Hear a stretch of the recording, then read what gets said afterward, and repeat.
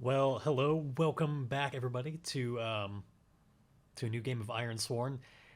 First things first. If you've been watching through this series, no doubt notice a bit of a change around here, and I'll have to address that. There's that reason why there was not an episode last week. And it's a bit unfortunate in real life. I'm not going to dwell on it too long. Uh, my co-host Blinkin' Firefly and I broke up last week, and as a result, what was once a co-op session is now going to be going back to a solo session. As I spent last week kind of thinking about, what's the way forward? What do I want to do here? We started this game off in co-op. Do we keep going? Do I keep with both characters? What do I do? And ultimately, what I came to the decision that what I'm going to try and do is we're going to pick up where we left off in the game. I'm definitely not going to just scrap everything and start over. Going to pick up where we left off in the game with both the characters, but I'm going to sneeze a couple times.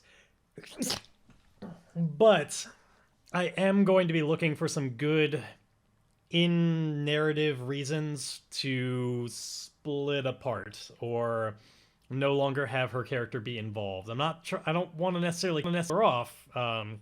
Still want to be respectful to her character and to her as a person. More sneezing. God, it's been all day like this. Still want to be completely respectful to all that and don't want to just I definitely didn't want to pretend she was never there or anything like that. I've got some amount of ideas about how that might happen, but yeah, for now we're gonna have her as a little bit more of a kind of she's kind of into the background a little bit until I find a good way to kind of write her out of the story, or at least the part of the story that we're focusing on, and yeah, I figured that would be kind of the most elegant way to keep going and not just be like, well, screw that story, gotta story that up and start over again. No, it's been too long. There was so many months between season 1 and season 2, and while granted, the reason I started season 2 was because I can finally get a good situation where I could not do this solo anymore. I'd still rather go back to solo than do nothing. So, yeah, we're gonna be proceeding like that with soon more of a focus on Flint, which is kind of an interesting change since a lot of these sessions I feel like have been a little bit more of a focus on Gray actually. Partly just because of introducing her to the game, I was more in the kind of GM sort of mindset as opposed to the player mindset, so I didn't spend as much time focusing on Flint's choices and character and all that. It's more kind of posing the story towards Gray, so that's going to be a bit of a shift. Another thing that's going to be a bit of a shift tonight is we're going to be opening up a bit of a supplement to the game that I've never looked at before. I mean, I've looked at it, but I've never played with it before. It's called Delve. Because you might recall that last time we left off, our final shot, we had our two characters that were about to proceed into this dangerous mine we're about to proceed into a mine where we knew there was supposed to be some kind of dangerous fortune teller, as we'd established. That this, due to some bad rolls, this was a person that was very dangerous, and I gotta give a shout out to Kraken Redbeard over on the Ironsworn Discord. If it weren't for his suggestion, I probably would not have wound up deciding to use Dell for this, but he'd asked about whether or not I was planning on introducing that into the game anytime soon, and made me realize that, yeah, this would actually be a really great opportunity. If you're not familiar, Delve is a supplement to the game that's kind of meant for a little bit more, you've reached a spot that's kind of just traversing or getting through this location is itself kind of its own adventure that requires a little bit more detail. It's good for things like dungeon delving or just getting through harsh landscape that's just more it's not just any landscape. This place is special and deserves to be considered in a little bit more detail. And so, yeah, I realized this would be a great spot for it. What was probably going to be a little bit more of a, just the beginning of the session, I expect to actually be, since we're using the Delve rules and I'm using them for the first time, it's probably going to be the entirety of this session, and that's if I get through it. as a result, this mine that was once just kind of like, yeah, we're gonna have to go through the mine and find this person, is probably going to be a lot more of a big deal than I was originally imagining. But the more I thought about that, the more I liked the idea of like this really being a place that's like a little bit more spooky and a lot more grand, and there's more history to this place. And anyway, rather than talk about playing the game, why don't we make our transition into playing the game? So here we go. This is the character sheet and everything as we left behind, but I've got a little bit of a different view that we'll be proceeding into. Just slightly different. Most everything is the same, but I've got these delve cards over there. I'll get into what those are about in just a moment.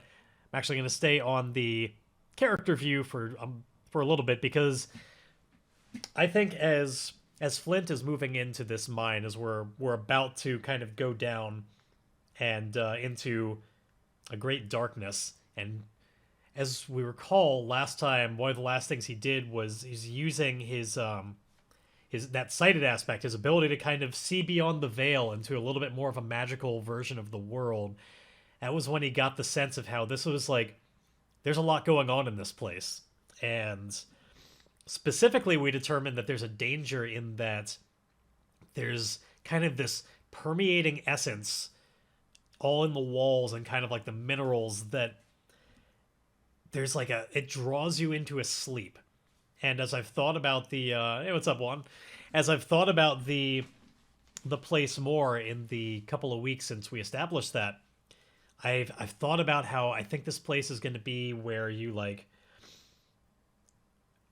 kind of only the hardiest people. It's like this constant pull towards sleep in your mind, and if you stay hardy and like keep your wits about you, you can stay awake, and you really want to, because if you fall asleep, things get a lot worse, and all sorts of other stuff that if it happens, I'll get into. But as a result of him getting some kind of a sense of what's so intimidating about this place and what's like, I think he would determine, and this is made for both in character and out of character reasons, I think it's time to swear an iron vow before we go in here. Like, if we're going to be going through such a location, it needs to be a little bit more central to the character. I want Flint to swear an iron vow about how he's going to find this fortune teller, and it's not about figuring out the info about the town. Like, that's fine, but it's not central enough to what he cares about to swear a vow over. But I think he would see this as an opportunity to get better information about the tower in the obelisks in the distance. Actually, I'm wondering if I want that to be its own vow, or if this is just going to be a step along the way for the uncovering the mystery of the glowing obelisks. Yeah, I want to swear a vow, but maybe it's something else that he wants. He wants like this teller to give like, he wants like a reading and advice on something in particular. Oh, well, no, that's already its own vow. I was gonna say about his son, but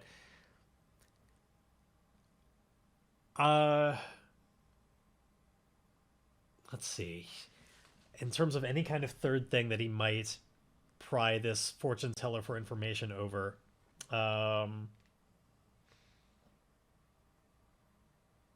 you know what? I'm losing the sense that this needs to be its own vow. I think it's more just the reason why this is going to be a good use of my time is because I've already got vows that this will help me with. I will use this fortune teller's knowledge to point me in the right direction to hopefully advance some of the ones that I've already got. So yeah, never mind. We're not going to swear a vow. We're just going to continue with them, moving ahead. Got torches lit as we descend into the darkness.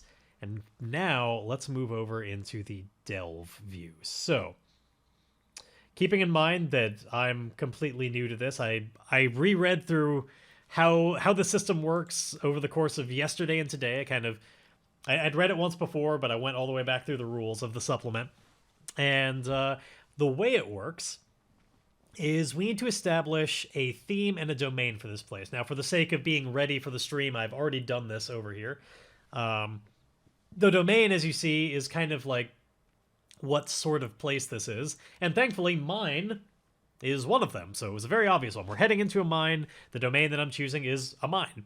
That's what type of place it is. It's going to inform some amount of, like, when we're determining what sorts of rooms or hazards and stuff we find. Some of those are going to be determined by the fact that this is a mine. Some of them are going to be determined by the fact that I determined this place is corrupted. That was the one I figured would work well with the idea of this kind of magical pull towards sleep.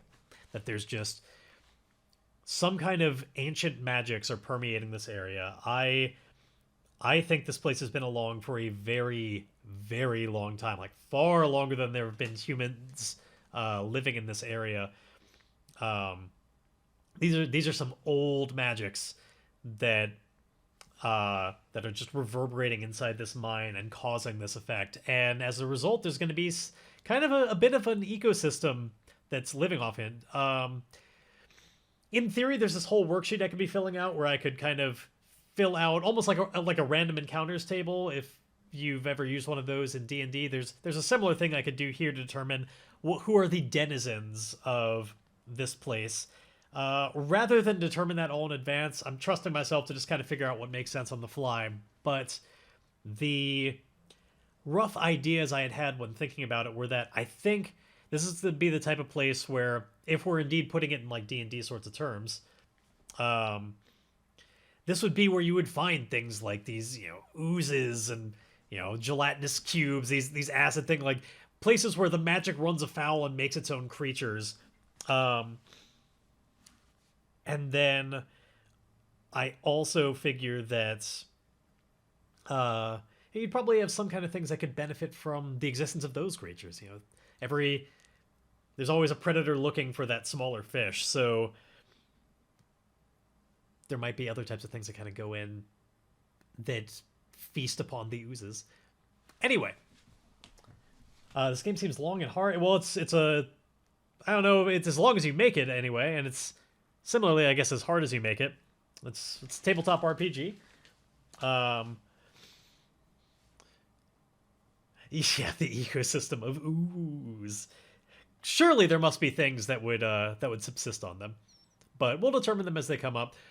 So the first thing we need to do is, let me pull up my little moves reference around here.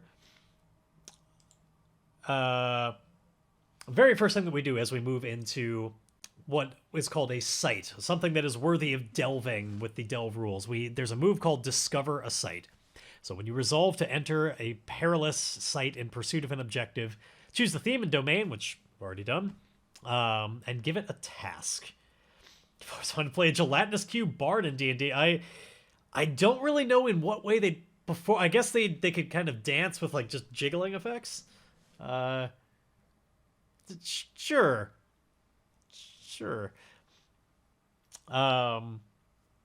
So, like basically anything else in this game, we're gonna be charting progress along the way. Like, as you see those tracks, like we have tracks for our vows, we have tracks for journeys that we go on. This is gonna have the same sort of thing. I'm gonna fill it out on that little fourth line there, where we're gonna give the the objective of this. So in this case, the objective is going to be about how I need to find the fortune teller.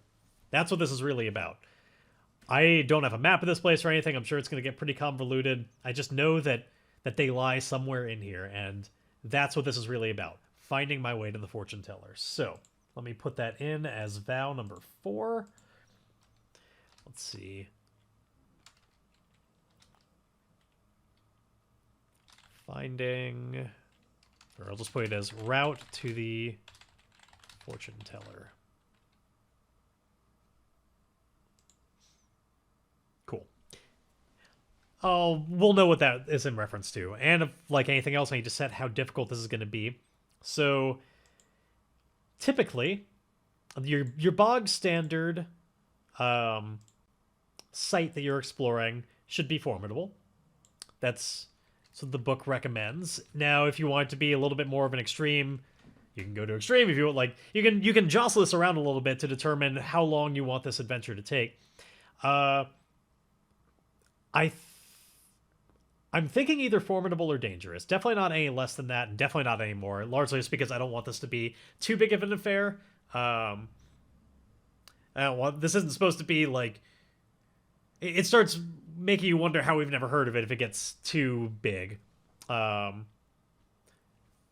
I think I'm okay with formidable, honestly. Yeah, let's let this take a little while. Yeah.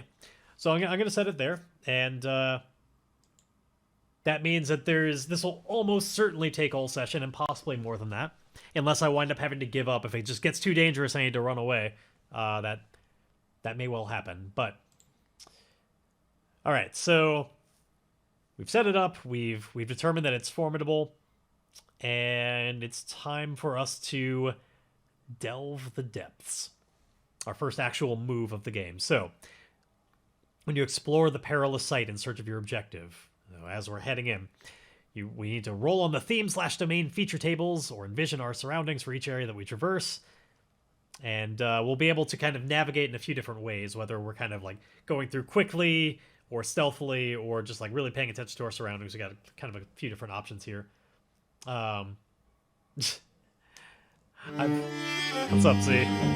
I've made that consideration, but swearing on iron is just so central to it's who I am. It's not a phase, Mom.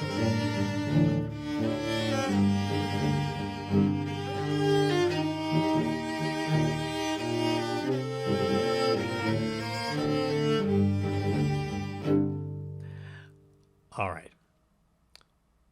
So, first things first.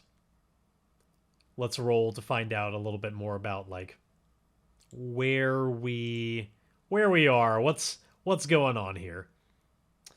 And so I'm gonna roll a D100 or 2D10 is, I guess it is actually literally a D100 this time. And we're gonna find out kind of like what's this first area as I'm descending down into this mine. What does this look like? So one of the reasons I'm showing this, by the way, tonight is I want to show how well this or find out together how well this works with utterly no planning. A lot of just kind of like the rest of the game. A lot of just running on the fly, letting random tables cause inspiration and just make it all make sense. I've done no amount of planning of this environment. We're going to see how well the game kind of continues to bring us through and make it interesting. It's what it's designed to do, and based on the game so far, I've got faith. All right, so here we go. So we have ignore the adding it together. I guess I should have done D100, not 2D10, but a 55. In this case, since they're both the same one, doesn't really matter which one was 10s and which one was 1s. But for the future, I definitely need to do that differently. So on a 55, as you see on features, if you pay close attention, you'll see that 1 through 20 are the theme, and anything from 21 to 100 is the domain. It's because when we're figuring out like location, this is made to make sure that the type of location itself, the domain of it, the fact that it's a mine is going to more regularly influence what we see than the fact that it's corrupted. This is going to determine the environment more. So 55 is Mineworks. So we kind of move beyond some of the first dark tunnels, and we start reaching kind of old, abandoned places where I can just see like rusted picks left behind on the ground, and you'll see there's all sorts of stuff that's going to happen to help us just make a dungeon out of this, kind of on the fly. You can see like old overturned carts. Like everything here, as we mentioned, is not nearly as ancient as like the place itself. I think this was a mine that was abandoned a lot. Like the place has this ancient dark magic to it, and then people afterwards weren't as aware of it and started mining it. And in my mind, I think they like kind of picking into the rocks sort of just made that old magic, kind of brought it back to life and made it more powerful. It's like it had been grown over a little bit, but then it was recovered. And as a result, some problems happened here, and it had to be abandoned. But um, yeah, I see equipment. I see, yeah, largely still pretty empty. Just kind of like run down, dilapidated, kind of cart tracks and equipment. We're not that far deep yet. Don't worry. I know, right? They just can't respect it. So, well, we get to the bring back the moves thing. So now we know where we are. It doesn't sound like any place that's especially too just like dangerous or anything like that, where we have to like overcome this environment. So we're still just kind of like our two characters side by side are just kind of feeling their way along, wending through these kind of winding tunnels that are slowly bringing them deeper and deeper into the earth. And I think that it's still just not like one straight linear path. There's some amount of like branches and splits that we're kind of having to guess our way around, and mapping along the way, keeping track of where we've been and what we're doing here. Thankfully, I have Gray with me, who's got a little bit better of wits than I do, because it sounds like the way I'm describing this approach is a little bit more of the like slow, methodical, but just keeping track of where we've been, making sure that we don't get lost. It sounds like we're using our wits on this. My wits, as you see, are terrible. They're one of my worst stats, but I have somebody else with me who would be the one kind of leading the pack, and we're going to roll using her wits and see how this works. How well do we delve these depths? What happens? So, Gray, make a wits roll, please. And of course, why would it go any differently? Let's start the game off our typical way. Let's start with a miss. And in the case of a miss, we need to reveal a danger. So obviously, as we're deciding our path and not really know it, like we don't know anything about this place. We're just kind of, being methodical about it, but otherwise just guessing where to go. And, it's as we go, it just gets darker and more echoey. It's very disorienting. And Gray in particular has never been in this kind of environment. I've never really been in this kind of environment either. I've done adventuring, but never really gone into the underground. So I feel like part of it is we get a little nervous, and let's see what kind of danger we get. So, reveal danger is its own move. We're going to roll another D100. And this is going to help let us know what kind of danger we have. So it's going to be a lot of more constant rolling this session, as there's a little bit more of a kind of like mechanics loop when you use the delve rules. So we have a 77. Apparently, whenever we do the D100, we're just rolling doubles, which is in the main game going to be a bit of a problem. That's going to lead to a lot of criticals, both successes and failures, if that keeps up. Okay, so on a 77 to a 79, we confront a harrowing situation or sensation. Okay, I immediately know what I think this has got to be. So harrowing situation or sensation. I've talked about how this place went bad, and I think we've got to stumble on like a place where there are people who could not get out, and it's just like room filled with skeletons in positions that were clearly like crawling, trying to escape or something, and like they died at like. They're not even that old, so they're not just skeletons. It's like hardened bodies that are just rigged in situations that are just really horrifying. And it's clear that they've been like partially eaten and like dissolved a little bit. It's a bad place to be. And I think one of them is even yeah, why not? Let's make at least one of the bodies like smaller than the other ones, like child-sized. So just to make it all the more harrowing. We've got like one of the bodies like inside the arms of another, huddled like this, but they're just both being kind of eaten apart, and there's like little worms kind of like coming out of eye sockets and still like eating through it. Like it is a harrowing sight. And as a result of that, like I don't think we're getting attacked just yet, but it's putting us in our place and realizing like, oh shit, like yeah, this is a bad place to be. And even though rules is written, I think it would be Gray that suffers the consequences of this, because she's not really a player character. I'm gonna take the loss to the spirit here that otherwise would go to Gray, just because I don't want to keep going back to all the sheets. So I'm going to try and endure the stress of having witnessed this this terrible sight. Let's see.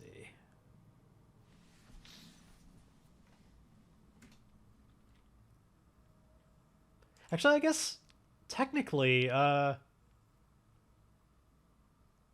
don't know that I need to just yet.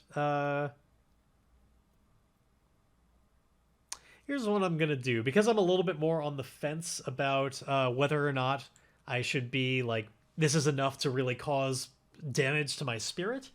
We're gonna ask an oracle about this. We're gonna make that a 50-50 chance. So on an odd, I'm fine. On an even, I'll have to endure the stress. So I'm just gonna roll a d2 and see what happens. I said I'm gonna roll a there we go. Well, it's even, so I guess I'm indeed gonna have to endure stress. This is it's too harrowing to put aside. I'm gonna move this little tracker down to the +2 as my spirit gets a little bit worse, and I'm starting to be filled with a little bit more of the sense of dread about this whole thing. My spirit's actually getting kind of low here. Going into this with my trackers, my various or tracks, I should say, not as high as they might be. Oh yeah, no, it's a bad time in there. And here we are. So there's an endure stress move in the main game. So I'm facing mental shock or despair. I've already suffered the spirit that I already did that part, but now I need to roll either spirit or heart, whichever is higher. My heart is actually higher at the moment. It's a 3 as opposed to the spirit of 2. And we'll see what happens. There's a chance I might be able to get it back. So here we go. Let's roll heart. See what we got here. How well do I deal with this shock? There we go. An actual strong hit, the fabled result of actually getting everything I want. It can happen, even when I'm rolling. So I got two options here. I can either shake it off, and if my spirit is greater than 0, I can lose a little bit of momentum to get that spirit back, or I can embrace the darkness and take +1 momentum. Now, here's the thing. My momentum is actually, it's kind of low right now. It's in the negatives, which is bad. I don't know that I want that to get any lesser, so I'm inclined to accept my spirit being a little bit low so I can just embrace the darkness, gain back some of that momentum, because it's going to be necessary later on. Yeah, so what does that look like? How do I embrace the darkness? I think, okay, here's what it looks like when Flint embraces the darkness. Like, he notices Gray is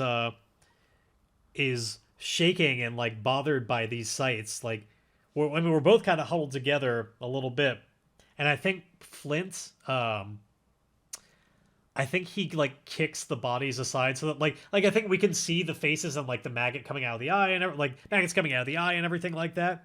And I think he just kind of like takes his boot and like, you know, not so nicely just kind of kicks the bodies over so we're not looking at the worst part of it anymore, and says like, all right, come on, let's get out of here. Just kind of deals with it and accepts that it's or actually, I don't know.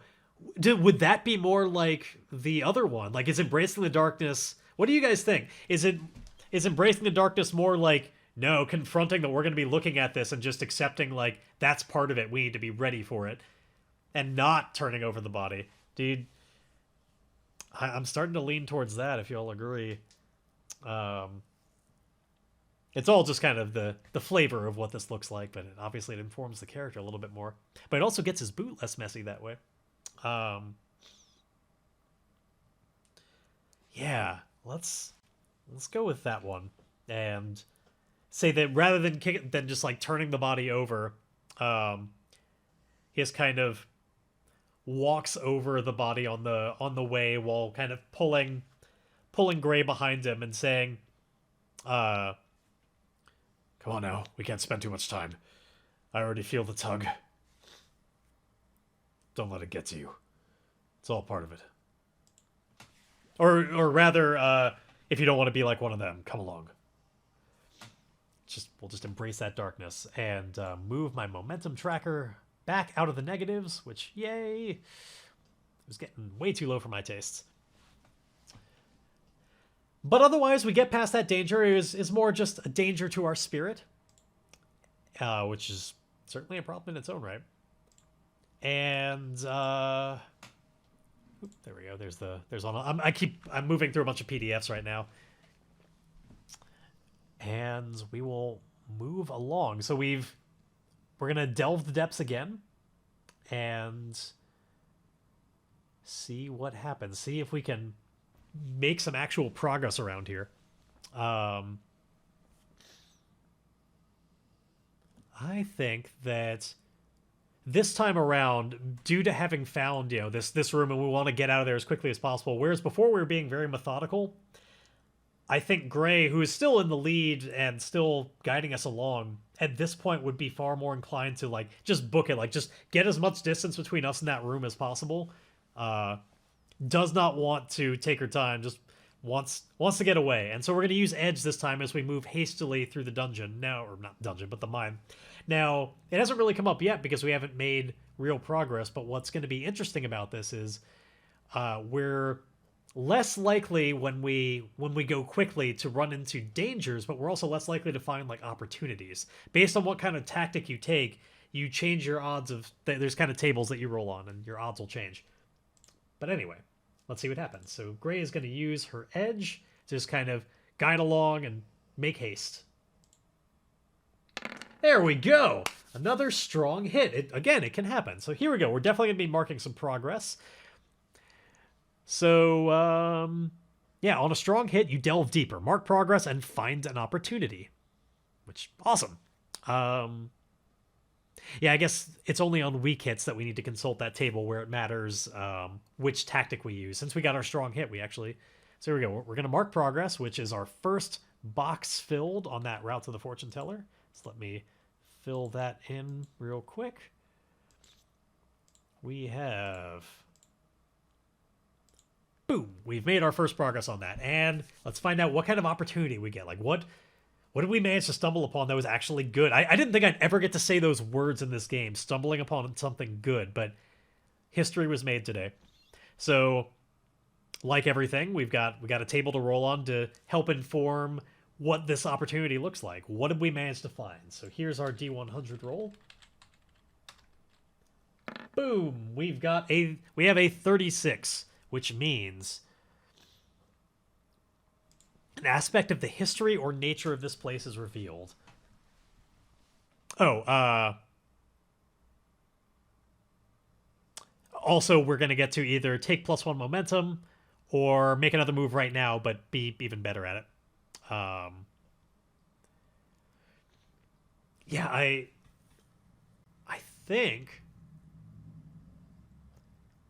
think this would be the case where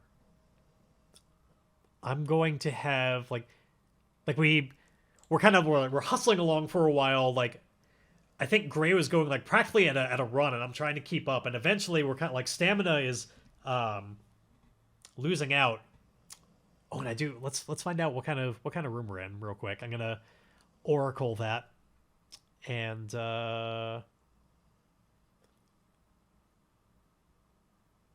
let's see. There's an oracle here, which random table for. There's aspect and focus. I'm gonna roll on focus for this first one to find out just a little bit more about where we are when we finally stop and catch our breath. Don't worry, I've got an idea that I'm getting to, and I keep getting distracted by all these little bits and bobbles that I can play with.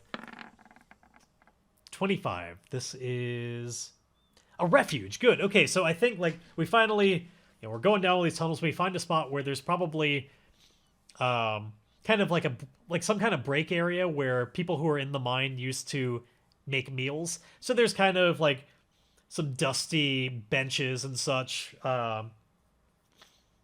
Maybe a small table that's on its side that we can kind of bring back up. So we got a little bit of a resting area. And we can find out a bit more about like yeah, let's how about there's like so we find out a little bit more about the history of this area. What if or a Hallium? Why, thank you. The Jester's Court. As usual, I'm not gonna do the sub song during Ironsworn, but thank you so much for rejoining the Jester's Court. Welcome back. I think that there've been like all sorts of scrawlings and stuff on the table, like little like carvings that people made of doodles of we get names of people and such, and maybe even something left behind, like somebody's journal that never got picked up. That we could have an opportunity to learn a little bit about, like the people who used to work here. Um, yeah, I like it a lot. Um, Now, as for the move that I want to take while we're in here, getting a chance to catch our breaths, um, one thing that I want to do is I want Flint to have an opportunity to kind of read the magical energy of this place again.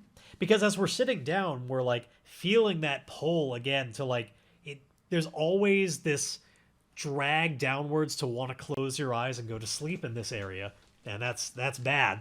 And I want Flint to get a chance to kind of see a little bit beyond like what a little bit more about that pull. And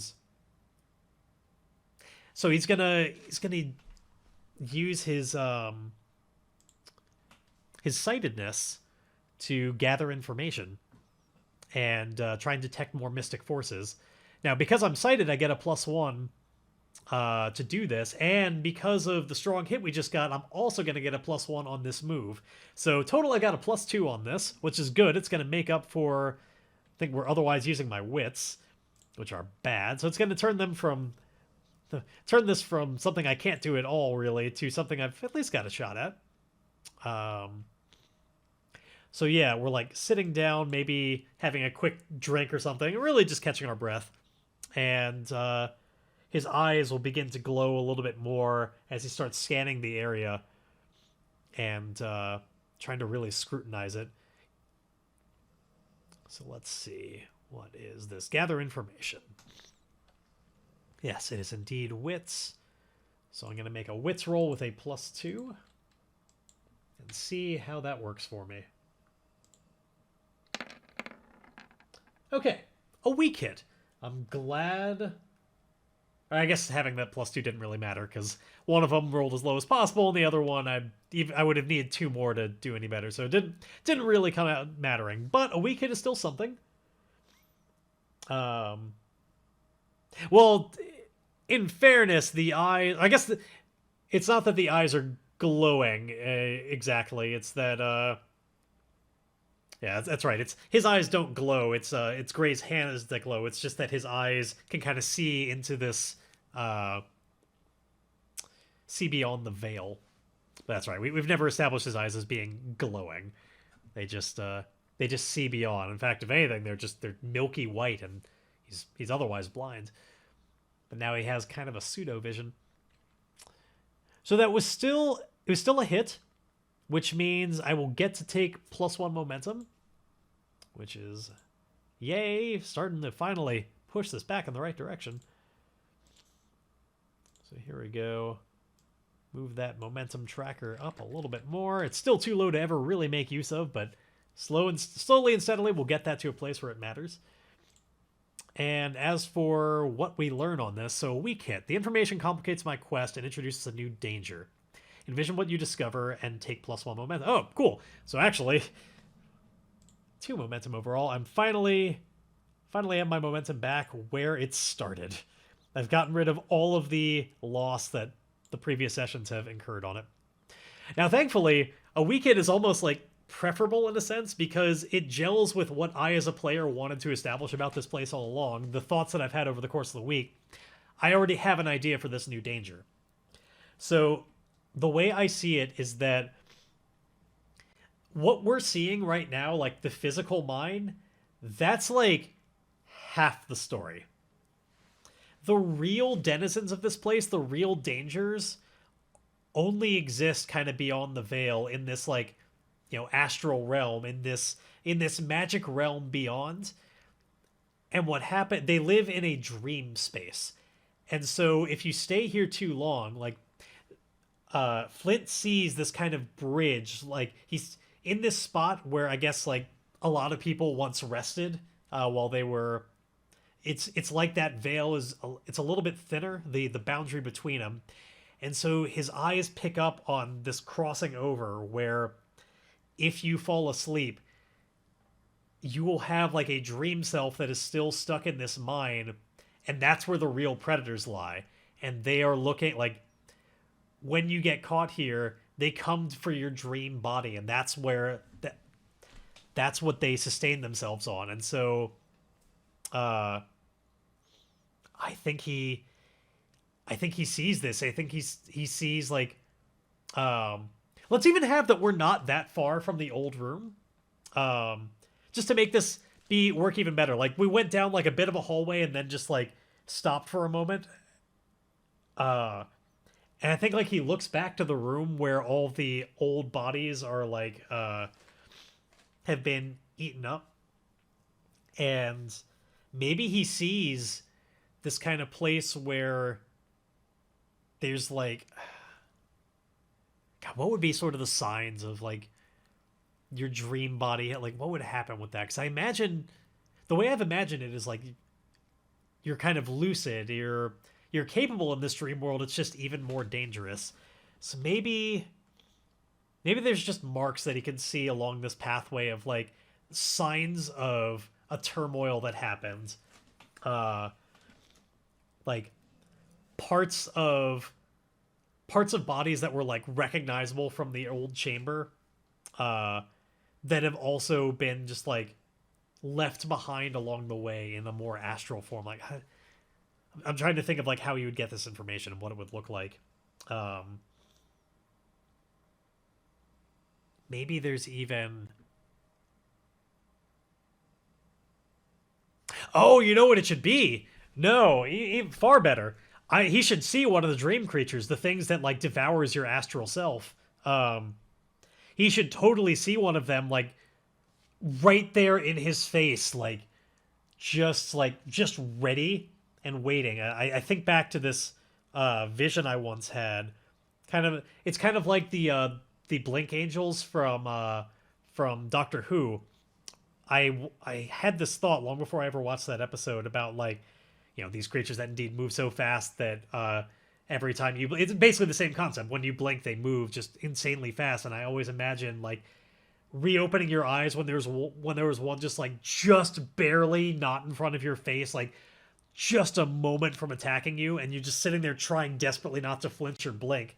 And so I think Flint sees something like that, like some kind of horrible, like fanged creature made out of just this sort of dream energy that's just waiting for him to fall asleep. And like he's not just like staying frozen there in his face, but just like circling him and like sniffing him out and just waiting for it, like recognizing that there's a potential for new prey.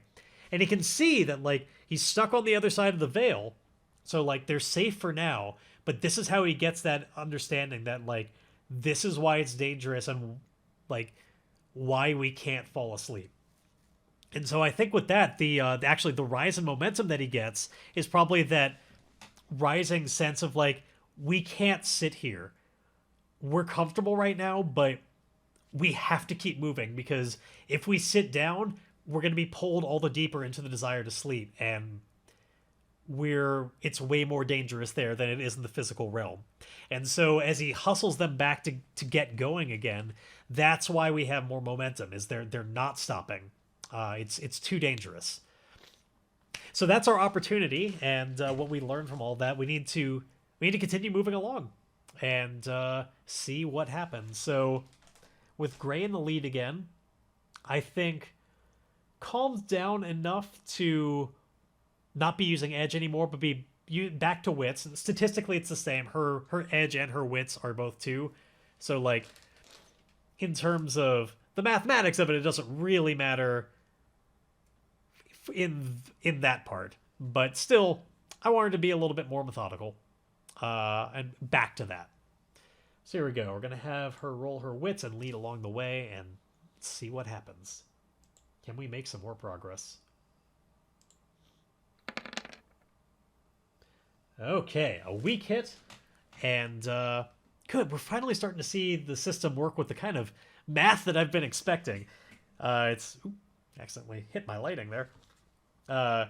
We've had so many misses, but we're now starting to see more of the like weak hits that we should be seeing more often. So back to the delve version of this.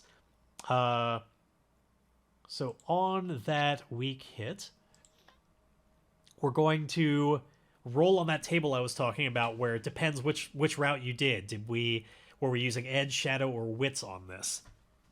Since we were using wits, let's see. I'm gonna roll a D100.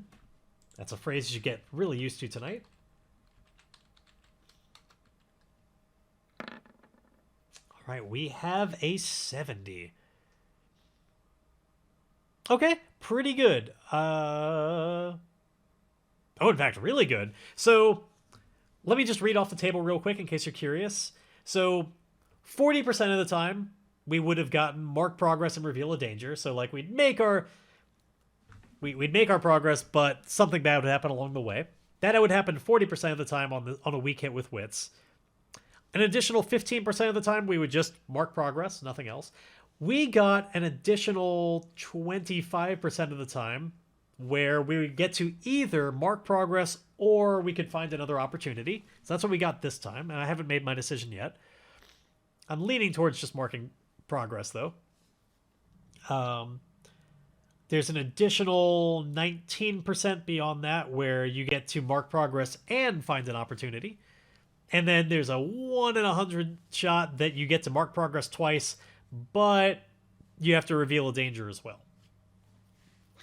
And so the statistics on those are a little bit different depending on whether you went with edge, shadow, or wits. I was giving you the wits breakdown. So mark progress or find an opportunity. Considering the slow pace that we're going to be having of filling one box at a time, I kind of just want to mark the progress. This is the part in the show where we'd be just more like, it starts getting to montage of just like stepping through these stone chambers, like no significant spots just yet, until we reach. I'm going to determine what this next spot is that we find at the end of this progress. So let me mark that again. We have box number 2 filled. Making our way down into the depths. And yeah, let's see, where do we find ourselves at the end of this progress? What type of place is this? So I'm gonna roll to find out the features. It's another D100. What do we got? A 43, which again will be a feature of the mine, not the fact that it's corrupted. So we're still staying pretty physical in all of this. A 43 is just the very tippy top of it just being cramped tunnels. So yeah, I think as we go down more into these, winding, branching tunnels, every once in a while we find these spots where like we have to really just sidle our way through, and it gets to be a little bit of a squeeze. I want to do, even though this is not like we didn't find a danger here, I'd still like to do this as a, let me see. Ooh. I want to make a roll about squeezing through here properly. I want to see if I could maybe secure an advantage with some amount of just let's see.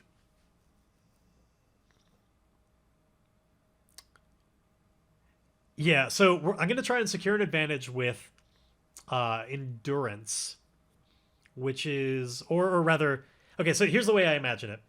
We get to this path, right? And if we want to go forward here, and it seems like the way to go, like we still have just got this sense, probably through more just looking through the kind of astral, the dream vision that I'm still kind of constantly doing, there's a little bit of that sense of like, there's like energies that are flowing in certain directions, and like we're kind of going off of that to determine, give some kind of guess of where to go. Things feel stronger this way or whatever, and the current theory is that the fortune teller that we're looking for would be where those energies are strongest. So we want to go forward, but it gets really cramped to the point where like it's like too hard to squeeze through and take our stuff. But there's kind of a spot up above where it kind of widens a little bit. So like if you can kind of climb your way up, there would be a way to get through and still take this path. Otherwise, we'd either have to like get rid of our stuff or go around and take more time. And like we're trying to keep a hustle going so we don't fall asleep. And I think that Flint would want to try and secure an advantage here by making that climb, finding a way to just tough it out and get over this so that we can not have to go all the way around this other route, but just can keep moving forward. So we're going to see if he can pull that off. He would be more of the climber and everything, and then he can perhaps leave a little bit of rope, or like kind of make the path more easy to traverse the second time around. He'd set up the way. And I would roll. There's actually a move to roll to see if you have proper equipment, but that seems bog standard enough for the type of stuff we'd be bringing on this that I'm not going to bother rolling for it. It just makes sense that yes, we'd have some amount of rope and pythons and stuff like that. We can set up a system here. So let's try and secure this advantage. See if I can indeed get through more quickly. So here we go. Okay. A weak hit, but I'll take it. That's still something. That's the advantage is short-lived, take +1 momentum, which honestly is kind of what I was going for anyway. I just wanted an opportunity to get just that little bit more momentum out of this. And narratively, that makes a lot of sense. We're keeping our momentum going by not having to go all the way around this other path. We can just press on the way we intended to. So let's shift that up to the +3. Eventually, I'll get this to the spot where I might even be able to use it someday. We're working on it. But otherwise, yeah, we marked our progress, so let's delve the depths. Let's see, where do we get to next? Can we? It's going pretty smoothly so far. I was worried, especially with this being full-on formidable. And we still got a lot of time to fuck this up, but I was definitely worried. And so far, it's going smoothly. Let's make our roll. Let's continue with some more gray at the lead with some wits.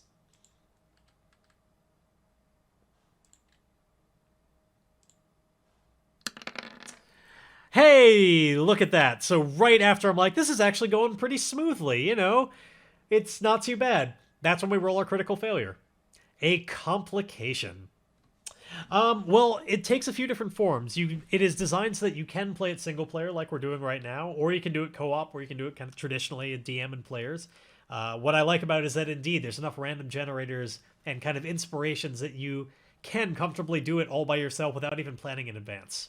So it's called Ironsworn. It's available at pay what you want at ironswornrpg.com. So you can grab everything I'm looking at right now, the whole rulebook, all for free. Take a look, determine if you want to support. It's been fantastic. I highly recommend it. It's very well put together. So a complication.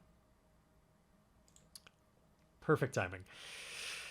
All right. So it's got to be pretty bad too. One of the rules in this is or the optional rules is the higher the doubles that you roll, the worse it is. And we rolled double eights, so it's getting pretty bad. So we need to reveal a danger, and it needs to be... I feel like this complication, there's one that calls to me and makes a lot of sense. I feel like one or both of us has got to fall asleep and draw in those just like dream devourers, as I'm gonna call them. I think that's totally got to happen. Let's find out why. I want to get a little bit more of the kind of flavor of what happens beforehand, but that's totally got to happen. I'm going to roll on this reveal a danger table just to see what else might be involved. So here we go. We're going to roll a D100.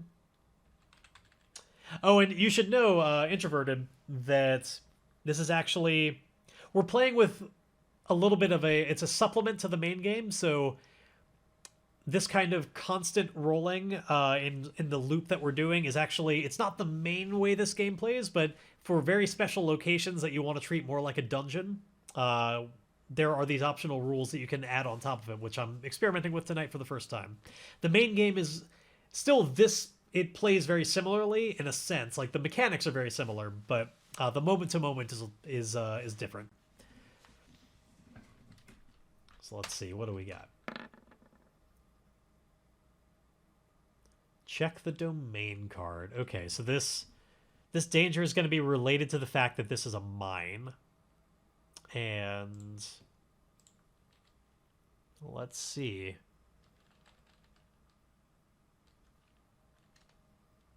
Oh, rather, right. We already have the roll. If a 43 on the domain card is weakened terrain. Oof. Okay. Well, that makes me think a little bit differently.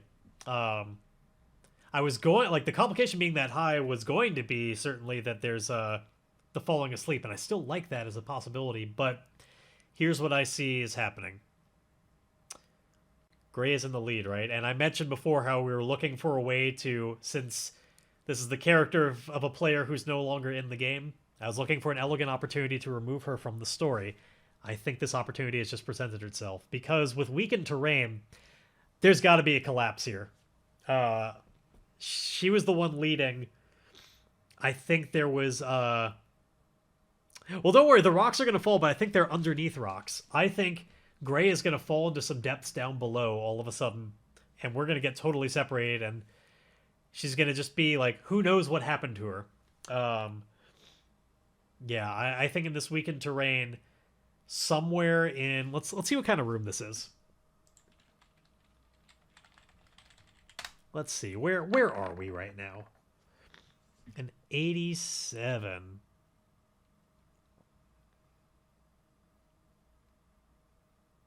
An unearthed secret. Okay. So, like, we find something in this room while moving about. Because we're going relatively slowly. Oh, it's got to be something that's a great lore, and I think I know what it should be. I think left behind in kind of a section of this room. I know this isn't literally what that meant. The room itself should be some kind of secret, is what that would imply, but I'm going to use it in a different way here. I think still in just a we'll just be in a kind of work area. I think there's a spot where somebody left behind a map, and you'd think that would be an opportunity, and it's this sweet carrot that pulls Gray in to grab it, because if we have a map, then we don't have to be doing as much just probing around and hoping we get lucky. Unfortunately, in going for the map,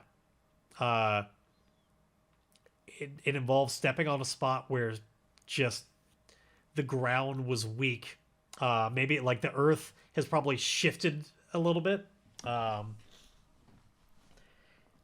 And there was what seemed to be solid ground and breaks away. Or maybe even... Okay. No, I want to envision this differently. I want it to be a little bit more interesting looking cinematically. Because we've been in a lot of just these, tunnels and work areas and blah, whatever.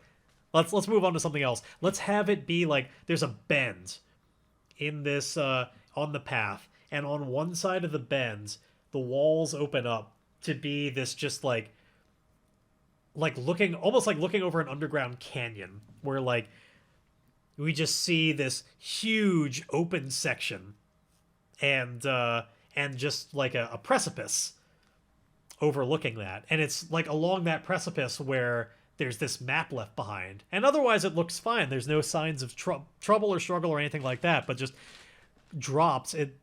seems to be a map, and in going to grab it, the edge of this precipice crumbles off. And now, if she were a player right now, I would make her face danger rather than just have this happen automatically. But because she's now an NPC, I'm just going to dictate this happens. Particularly because she's been the one leading, and she's the eyes of this group. In grabbing the map, the rock underneath her feet, it crumbles away and tumbles down into this echoing darkness. She would be holding the torch too. I mean, we probably both have torches, but so we just see this mote of light falling away into this just huge open room, and like the camera just like looks down as this light just keeps going down and down and down and down.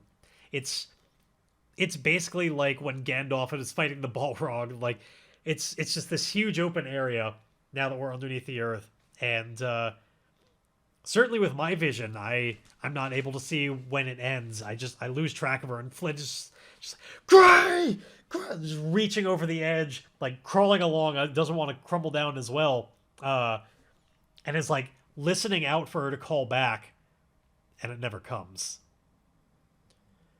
And his heart is just pounding out of his chest as he feels so responsible for this person that, like, just days ago, he was promising, like, it's fine, like, he'll look after her, straight to her surrogate parents. And it's become clear that he's failed her and gotten her. Now, I feel like this, if before I had to face a hit to my spirit, I think I definitely got to endure stress on that. That whole moment hitting home and realizing just all what happened. Let's make an endure stress move. So I'm going to move that spirit down by 1 and then see. I might be able to gain it back. Who knows? Maybe I'll embrace the darkness more again. Where's the thingy? There's my spirit ring. Let's move that. Oop. Don't move both of those rings. I just want to grab one of them. I just want that one. It's every once in a while controlling all this in OBS sometimes has a little bit of some weird effects, grabbing some things I don't intend to, and makes me wish that there was a undo button, but there isn't.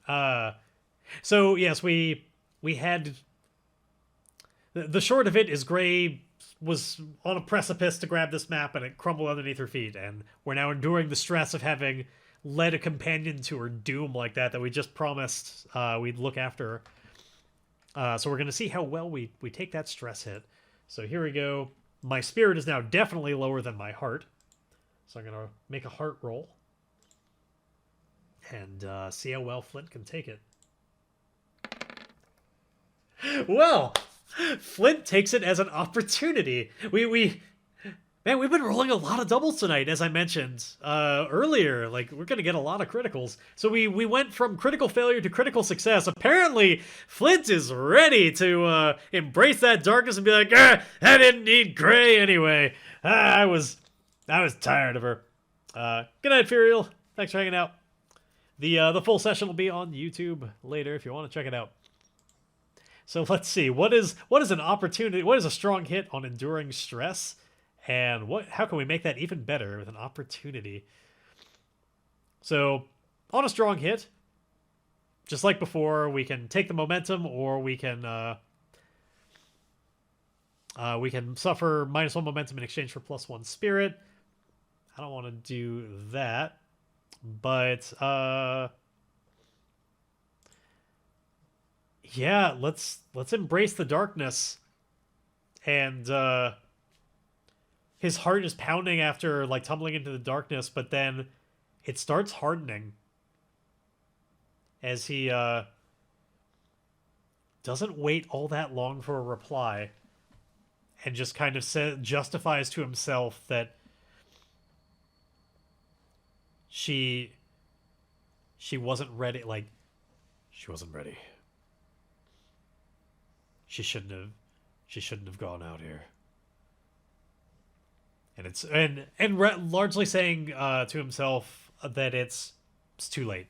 she's already gone, and just like getting up and going away. Now, because it's an opportunity, I'm gonna declare that I can gain back that, like, in addition to taking the +1 momentum.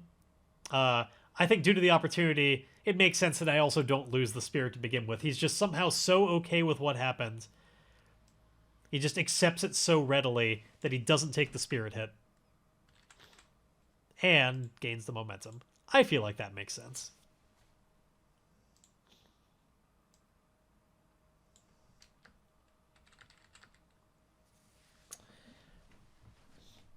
All right. So, far too ready to move on than I would have ever expected, Flint continues trudging down beyond the path. It takes a wide berth of this. Now, here's where it gets a little tricky.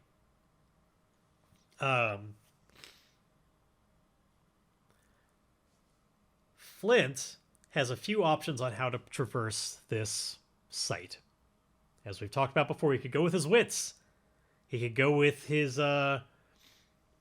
he could go with his edge. Like, he could go with his wits if he's slowly kind of taking note of all of the places along the way and just traveling, taking his time with it, but he's terrible at wits. He could go with his edge if he wants to just fleet of foot, quickly move through here, but he's not really good at that either. Largely due to the same, like, he just doesn't have great vision. He's can't really do that very well. Or I could go with my shadow, which is a little bit better, but harder for me to justify in the fiction. That makes more sense if there are, like, creatures around that he's trying to hide from and like, make his way past, stealth his way through. That's not really what we're facing right now, so narratively, I can't really justify that one to myself. What I can justify, though, is we have this great precipice going, and I think he's still, like, feeling this pull to just go deeper and deeper into, like, this fortune teller is down. He's got this inkling that that's the right answer. And in order to make this roll that I'm about to do help me out a little bit, I'm going to try and secure an advantage again, and again try and do it with iron, because we have this big, long precipice to go down. Flint thinks he can get a shortcut here. Rather than wend his way through tunnels that are going to slowly go down, if he climbs his way down, he could get down much faster. If he jumps off, he can get down really fast. But I think with, some secured ropes, like we saw before, if he climbs down, he might find kind of a shortcut to, another such overlook down below. It couldn't hurt. Well, it could if you accidentally fall. Then it could really hurt. So that's what I'm going to try and do. I'm going to try and secure an advantage. And let's see how this goes. It's going to be with iron again.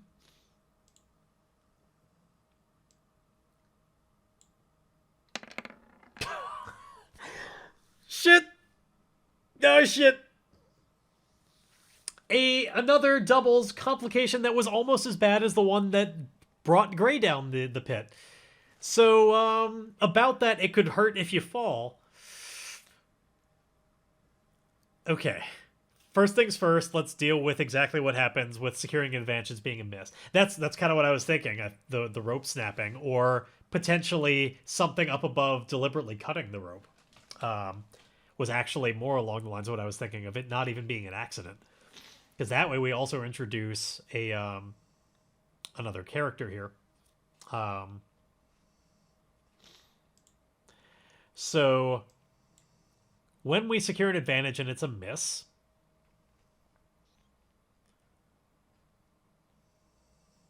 you fail or your assumptions betray you, pay the price. As makes sense. So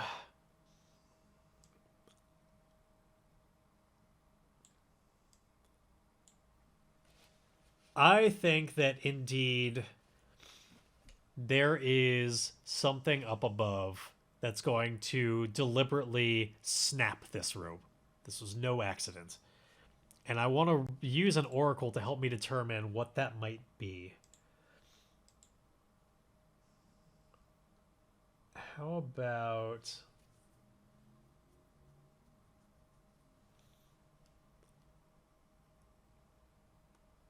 Oh, man.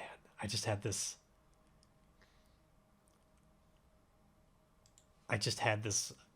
great idea. for like making it into a plot twist. Okay. I gotta go with this because I like it too much. So I think here's what happens. I think due to this constant pull to try and go to sleep, I think that we had gotten a little bit closer and closer to it, and our characters didn't realize that we were starting to have that sort of like being half awake thing. Flint was anyway. So here's what happens. It's a little bit of revisionist history, but I just love it too much. Flint was like partially dreaming when he saw that Gray went over the edge, like that there was a map there at all, and that when the Gray falling off the precipice, he like had a waking dream that that happened. Gray still also like up above and still also kind of in a waking dream sees Flint abandoning her and callously saying that she wasn't ready and just like giving up on her so immediately. And it's all the I think it's all the more nightmarish in her like dreamlike vision of what's happening. And in a moment of revenge, I think Gray cuts the rope. I don't think she has her full faculties when she does it. In fact, let's even say that Gray was a little bit more drawn into the sleep, where she's not as lucid while doing it. It's more like she's an observer along the way as her body starts dreamily doing this. That she like got a little bit too close to the veil, and there are like creatures around here that can try and puppet your body when you're like right on the borderline like that. Let's establish this is true. And they started dreamily puppeting her to cut the rope.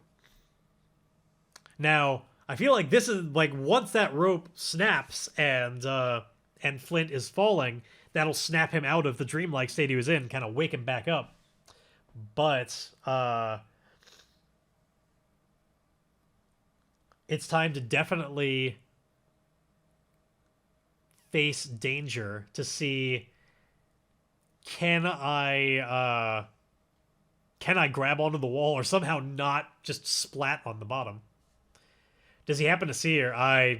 For the sake of the narrative, I think definitely we gotta, for what that'll do to Flint and the story, he's gotta see her. He knows what happened. I don't think he was that far down. Let's just say yes to that. So, yeah, I'm gonna make a very important face danger here. I'm not gonna pay the price in the sense of like already getting the health hit just yet, but if I don't do that, like if this doesn't work, it's gonna really hurt. The price that's going to be paid is going to be all the worse later. So here we go. This face danger is going to be another iron one, as he tries to just like grab hold and just grab hard, get that grip strength to not fall down. And we'll see if he can do it. I would definitely understand this being an edge move, but I think it's not that he was so fast that he like grabbed hold of the rock before he really started falling. He started falling quite a bit. In fact, yeah, let's have him, no matter what, take a hit to the health, because like he's gonna have to, while falling, just like dig his fingers into rock, like try and hold on, and that's gonna be injurious no matter what. So I take it back. He'll, no matter what, have to endure some amount of a health hit. Let me move that down. Don't let me forget that I'm going to need to do the roll for how well I take that when it's all done, but... Well, it would be more... Heart makes some amount of sense, but there's a roll itself for enduring the I forget, let's see, what exactly is it called? It's endure harm. that'll be its own roll that does happen because we've taken the damage. I'm going to do that after this face danger one because I want to see how well I just grab onto the wall anyway. Because who knows, this could be only the beginning of the harm that I'm taking, and I'd rather do it all at once. Just to make it make the most narrative sense to me. So we're kind of breaking the flow a little bit just to make it make sense. Gotcha. Yeah, no worries. I'm glad you were drawn to grab it. I've enjoyed it quite a bit. I really hope that you do as well. There's an active Discord where, and there's also a currently ongoing podcast done by the creator, Mr. Sean Tompkin. All right, here we go. Let's do our very important iron move. Let me just see if there's anything I have assets-wise that could help me here. I don't think so, though. Oh, yeah, I have a Raven. I forgot. Poof, my familiar is there. We'll say, I think, that, that's good. Yeah, the Raven is there, but, like, flying up above. Yeah, I don't think any of those are really going to help me. So here we go. Just a regular iron move.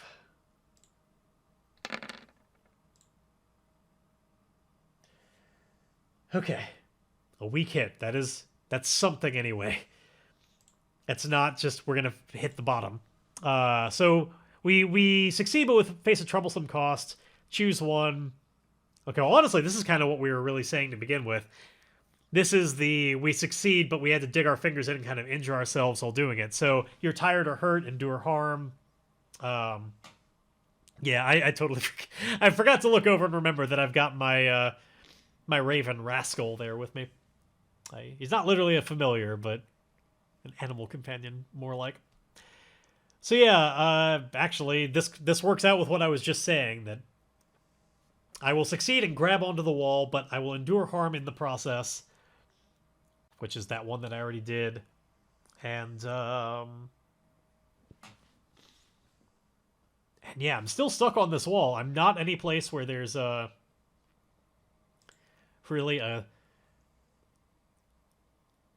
great way to move forward. So let me make that endure harm roll and see how that goes. So I need to roll either my current health or iron, whichever one is higher. Right now they're equal, so it doesn't really matter. So I'm just gonna roll another iron roll and see how well do I take that as my fingers just try desperately to hold on while at speed. Okay, we get another weak hit. Again, we're rolling high enough that, like, my momentum can't help me yet. Eventually, momentum will be a factor, but we're not there yet. So on a weak hit, nothing. We press on. Like, this weak hit means we've already established everything that's happened about this. I take the harm and then I'm good. Nothing worse happens, but no recovery happens either. So there he is. Flint is let's say, definitely out of reach of this rope. As some amount of, like, the rest of it, I guess the rope was cut, so, like, there's, like, a bit on the end that's, like, barely dangling over the lip of the precipice, and then most of the rest of it is just, like, fluff, floof, floof, floof, falling down into the chasm. And we need to decide, like, are we going up or down? Because we don't have the safety of the rope anymore.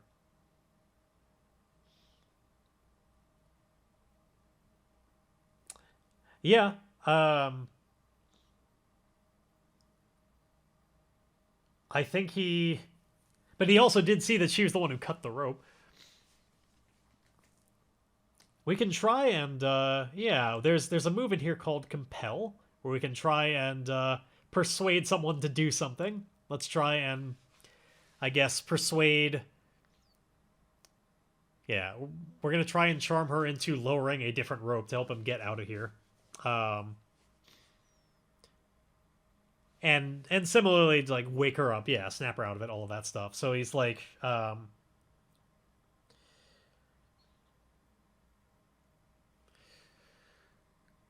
Gray! I don't know if you can hear me, but what you saw, it it wasn't me. I wasn't in my. Actually, he's kind of lying here. Like that. Yeah, if that's his go-to, if it wasn't me, I'm gonna continue with what he says. But it occurs to me my first inkling was to lie, because the decision was totally him. What he saw was influence. Like what he saw didn't happen, but he was totally. He was of his faculties when he decided to kind of abandon her. So he's actually going to be lying on this, right? Even though it's not as good of a stat, because that's what I went to. So he's like, it wasn't. You have to understand, it wasn't me. I I know you don't want to part in these ways. I thought I saw something,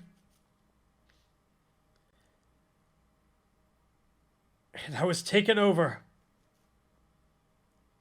Please, you have to lower a rope.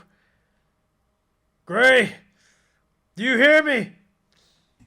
And we'll see. I'm actually, as a player, not 100% certain whether or not Gray is even there.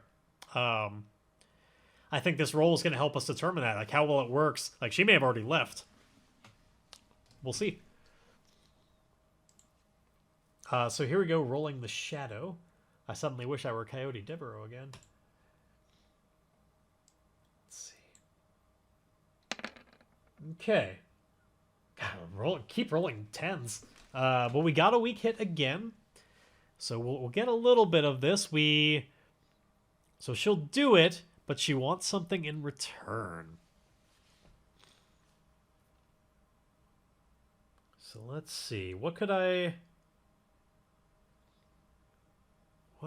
provide that would indeed make this worthwhile for her? I don't think she trusts me anymore right now, and so she would need either one of two things. One, some kind of way of demonstrating that I can be trusted, and that, or two, because I can't be trusted, some way of like, I don't think she feels safe around me. She might honestly need me to be like,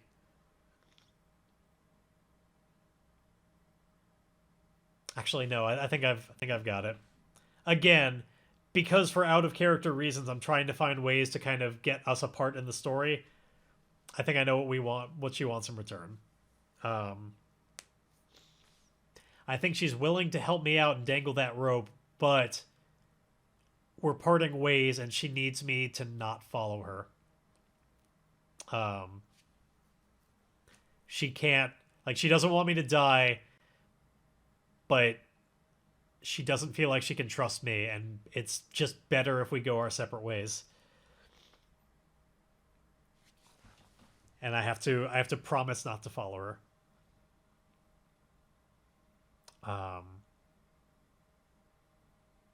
Which Flint would agree to.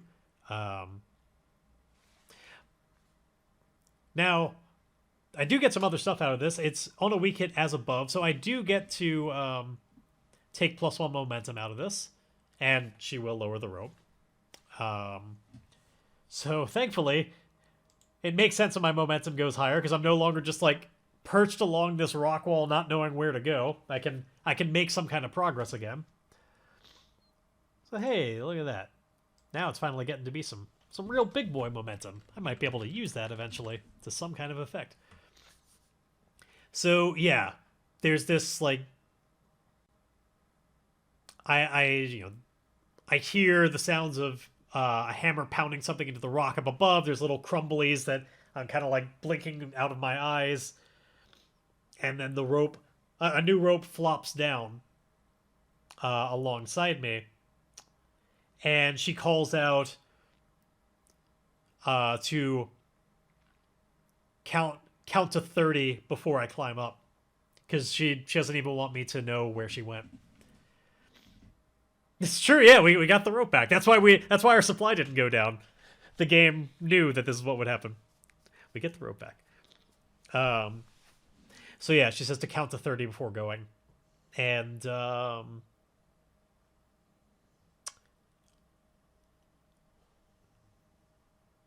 I was considering making that a roll into like, if do I have the endurance to hold on longer before grabbing the rope and climbing up, but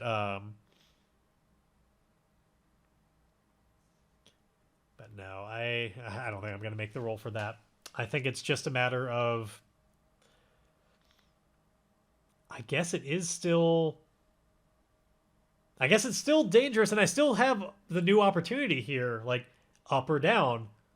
I could still do the same as before, and now I've got I think particularly because she doesn't want to be followed, Flint's going to continue the way he was doing before, uh, and hope for better luck this time. Now I'm not expecting to be able to pull a rabbit out of my hat if this goes poorly again, but I guess the lower down I climb, the more likely it is that I won't fall far, so that's good. Um, and maybe some amount of the light just going down and down and down and down and down was a little bit dream influenced. Maybe it's not that nightmarishly deep. Let's roll an oracle on that. I think there's like a 1 in 4 chance that it actually does just go like it sounded nightmarish to me the way I described it.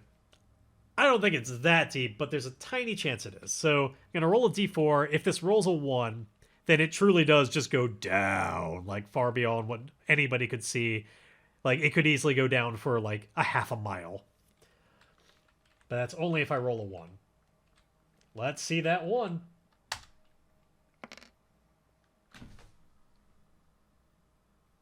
Ladies and gentlemen, you're welcome. This goes down to nightmarish depths of just goes down just like a half mile, like well beyond what I can expect to climb. So like I'm looking down and I'm seeing like, okay, one last chance. Do I want to go down? Do I trust that I'll find something down or up? And I'm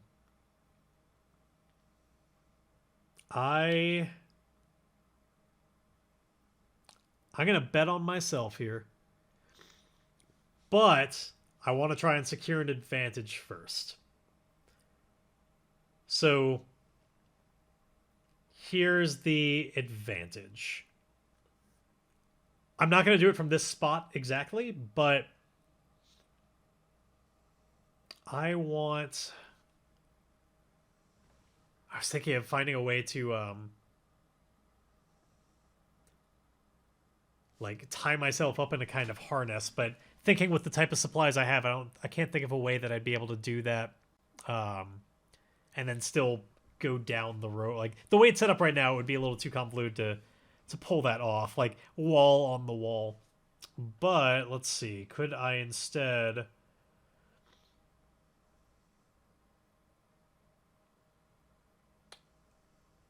Well, I guess the rope only goes down so far.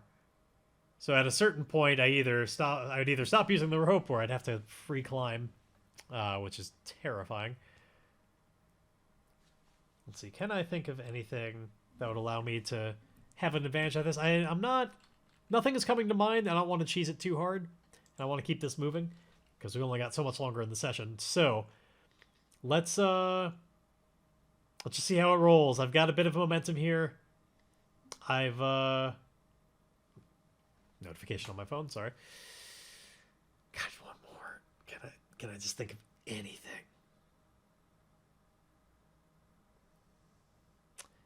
Yeah, you know what? I can. So I'm probably not too far from the top just yet. I'll wait the 30 seconds. I'll climb back up.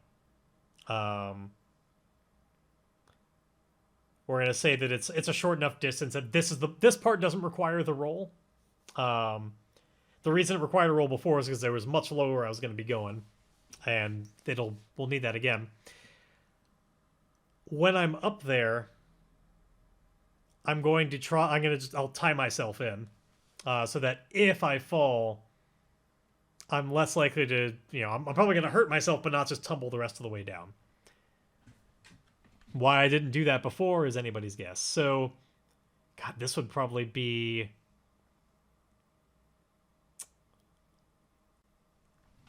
God, what would I be using on this? It's probably either a wits or an edge thing, and I'm bad at both of those because like wits I could see as like having the wherewithal to set up the situation, right? It's true. I was half asleep. Yeah, good point. Um, yeah, this would be expertise, insight, or observation, which would be a wits thing, and I'm not great at that.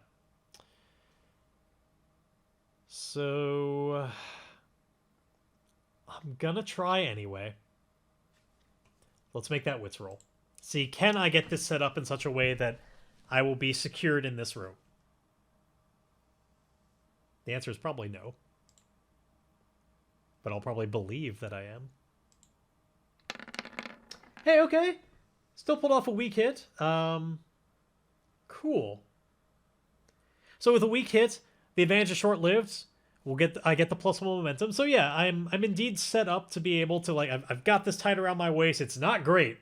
It's nothing all that nice. It's probably like if you fell enough of a distance, you'd probably just like break your spine with it.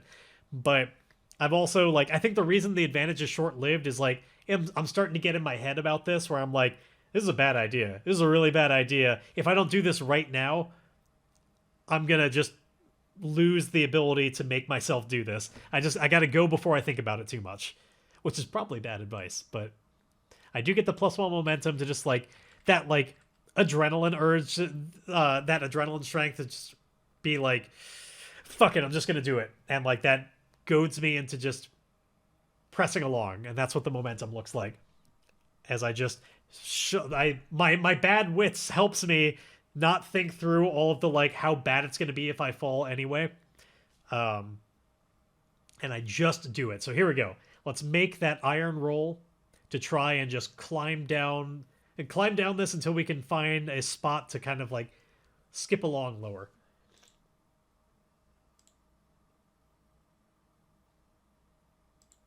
Can I find such a spot?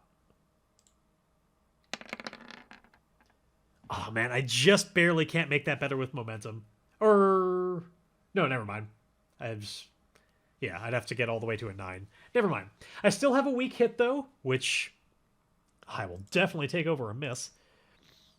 So I have done the face danger to move on ahead. And like re-find a path down below that's kind of skipped ahead a little bit. So I succeed, but I face a troublesome cost. This is the one where either, I suffer momentum, harm, stress, or supply.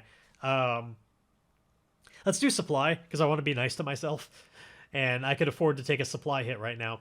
So I think what happens is, I finally get to a spot. It's within the reach of this, 100 feet of rope. It's towards the bottom. I finally get to another place where I can go inside a new tunnel and get back on sure-footedness again. But right as I'm doing that, the whole time, the rope that's been holding me, the spike that's been holding that rope has been just slowly just shifting more and more. I was probably feeling it as I was getting closer and closer and hurrying up, as it was. It pops out just as I get to my feet, and as the rope is all tumbling down, once it finally pulls, clearly I did not set it up well enough, and the rope indeed comes undone, and I lose a little bit of supply as a result. It's okay, I still might have more rope. This is a game where we don't especially track the minutia of exactly what you have. And if I want to see if I have more, I can always do that with there's a move to see if I have something. And I think since I did indeed lose a couple of pieces of rope now, next time I need rope, we'll have to determine that I have it. Because I think it's not a just obvious thing that, yes, of course I have more anymore. Let me move down that supply. This was just the game where I just could not hold on to rope. But I'm back on the path, and I'm ready to actually delve in this mine again.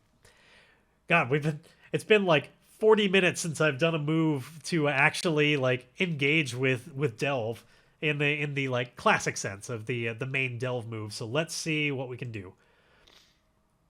We need to delve the depths now. As mentioned before, this is where it's going to get tricky because I don't have a great way to do this with haste or observation, because I'm not great at edge or wits. I am not supposed to be in the lead, plumbing the depths of anything. I was hoping to work again. I've moved up my momentum to help me succeed despite that. But here we go. I would think that just in terms of the narrative, he'd be more likely to use wits, even though he's bad at it, than haste, just because with his limited vision, he's not likely to try and do this really quickly. I don't think he'd just be hustling through. They're mathematically identical, but one makes more sense to me. So he's still like very much like feeling his way around along walls, trying to focus because he doesn't see very well in the physical world. It's all kind of blurry and not great. And let's establish. Well, we're probably just in some tunnels. We'll depending on how this roll goes, I'll establish like what exactly this looks like. I think for now, like the first little bit is just, it's kind of cramped tunnels. That I don't think we're any longer in a spot where there's like mine tracks or anything. I think now we're in just like it's just rocky caves and who knows what, because this wouldn't have been the way like that the mine went anywhere. Oh man, that's what I should have had up above. Let's rewrite it a little bit so that there was like broken mine tracks that like once went over that chasm, but then like the tracks just like snapped off, and there's no longer a way to move carts that way. Just for my better imagery, we're gonna rewrite it so that that's what it looked like up there. And so that maybe that's what we were tying the rope to, is like the like squealed, twisted iron rung that was still there. Oh, I could have sworn on that iron. Anyway, getting lost in the weeds here. Let's make that wits roll.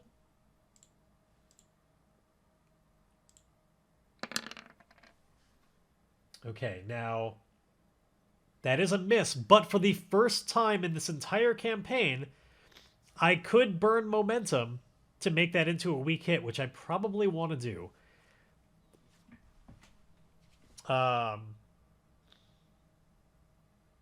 Granted, I worked so hard to get to that point, but it sure would be nice to still make progress along this journey. This is kind of there's going to be a lot of these rolls, but they are important. And I have the opportunity so often, I don't even have the ability to burn momentum to do better, so why don't we do that? So since I've never done this in the game, let me explain. Momentum, as you see, I have a +6. I can burn that, set it back to its reset value, which, as you see all the way down below, is +2.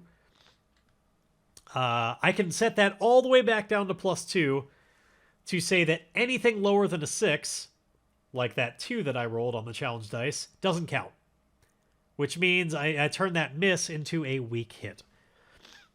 It's not the best, but hey, it's something. I'll make progress, probably, and something good could happen.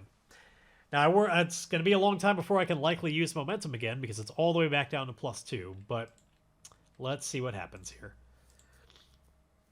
So on... Sorry, I'm getting more stuffed up again.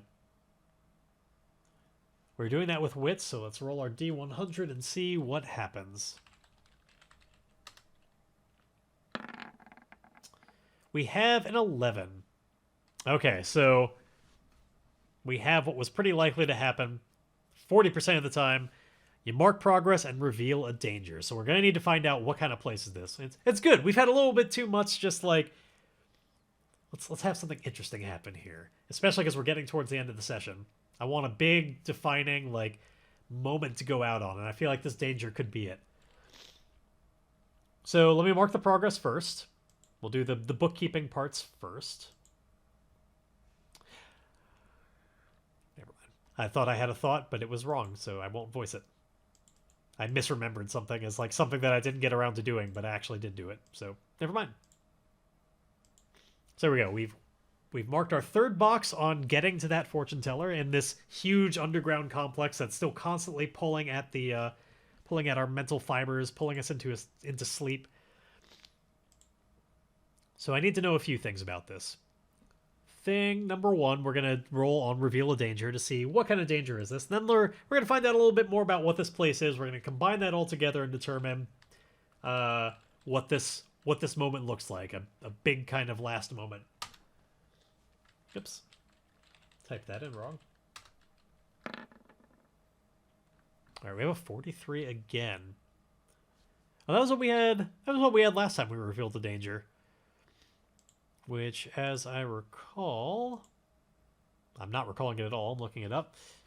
Yeah, it was just cramped tunnels. I don't want to get the same thing again. Even though it could look a little bit different. Let's roll it again.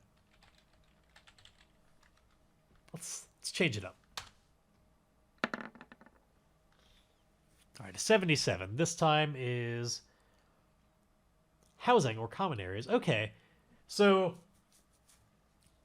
perhaps I find, like, eventually, after getting through all sorts of unworked, just, like, probably a lot of crawling sort of tunnels, where there's not a lot of room, always hunched over, I finally get back to an area that they developed a little bit. There's, we're back where there are, wooden frames keeping this into an actual purposeful mine.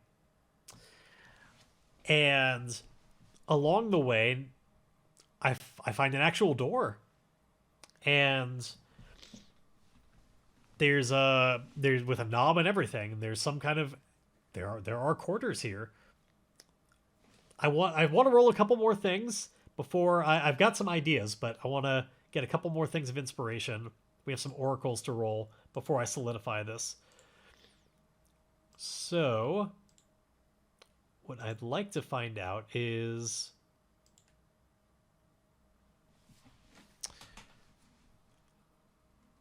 aspect and focus. So I'm going to roll a couple more D100s here.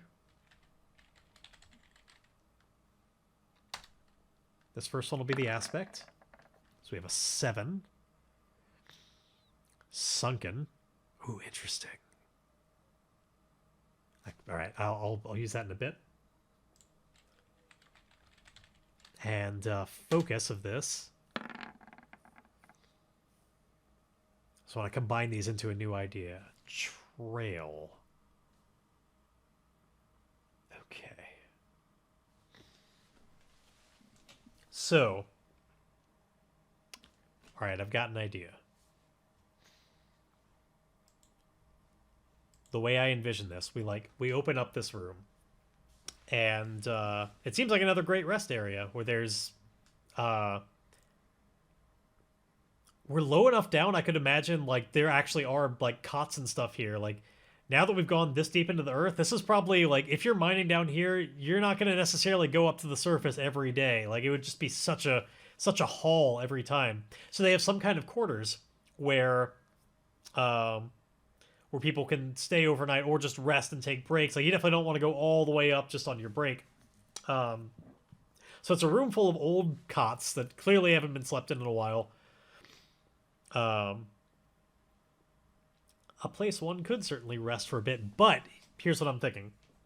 I think in the corner of the room, there's like a spot where the wall has like crumbled away, and there's like a tunnel that you'd like have to like snake your way through. There's like a little bit of room overhead, but like